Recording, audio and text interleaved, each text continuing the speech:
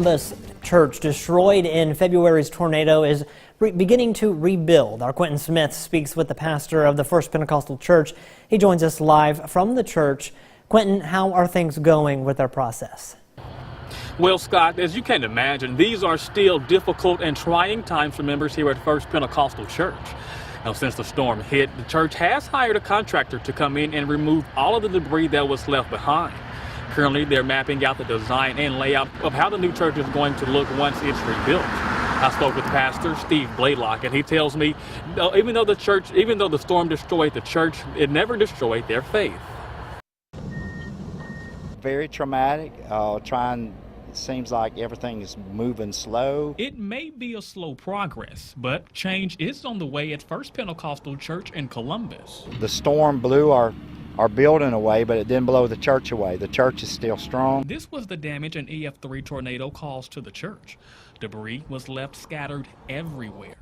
However, this is how the property looks now as workers try to clean up all of the damage that was left behind. What you see now is that the slab is totally cleaned off. The site work is being done, getting ready for plans to start laying the foundational work to rebuild. Steve Blaylock has been the pastor at the church for more than 20 years, and he admits it hasn't been easy starting over.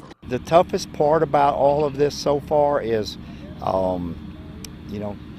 keeping our people together. We're having services at 2 different locations, and then trying to put the memory of what we had in a place, in a perspective, and then projecting for something new in the future. The pastor says they explored whether to move somewhere else or buy a vacant building, but in the end, he says none of those options felt right, so they decided to stay and rebuild. However, there was only one problem. Before they could start rebuilding, the church was told they'd have to raise the elevation of its current foundation since the building currently sits in a flood zone area. This present slab is 1 foot and 8 inches below the BFE, the basic flood elevation.